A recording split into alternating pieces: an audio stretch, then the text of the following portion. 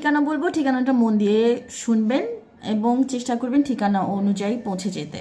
নওগাঁর ধামুরহাট উপজেলার ঈশ্বরপুর ইউনিয়নের চক চান্দিরা গ্রাম। আবারও বলছি, নওগাঁর ধামুরহাট উপজেলার ঈশ্বরপুর ইউনিয়নের চক চান্দিরা গ্রাম।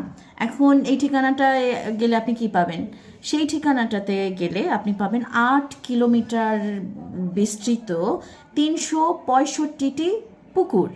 365টি পুকুর একদম পাশাপাশি, এবং আপনি এই ঠিকানায় গেলেই এই চমৎকার মানবসৃষ্ট একটা বিষয়ের সামনে গিয়ে দাঁড়াতে পারবেন।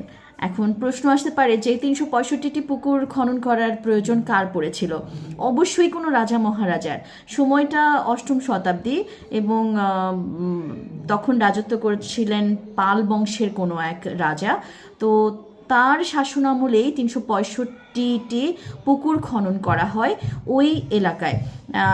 এই পুকুর খননের পেছনে কিন্তু রয়েছে বিশেষ একটা কারণ।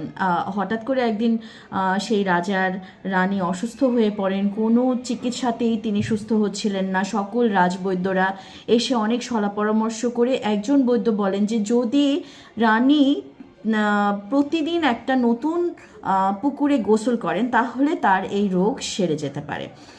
তো যেমন পথ্য এলো সেভাবেই উদ্যোগ নেওয়া হলো, সাথে সাথে রাজা লোক লাগিয়ে দিলেন এবং সেই ইউনিয়নে 365টি পুকুর খনন করালেন তিনি। এবং তারপরই সেখানে গোসল করবার পর এক এক দিন এক একটা পুকুরে গোসল করবার পরই রানী সুস্থতা লাভ করেন।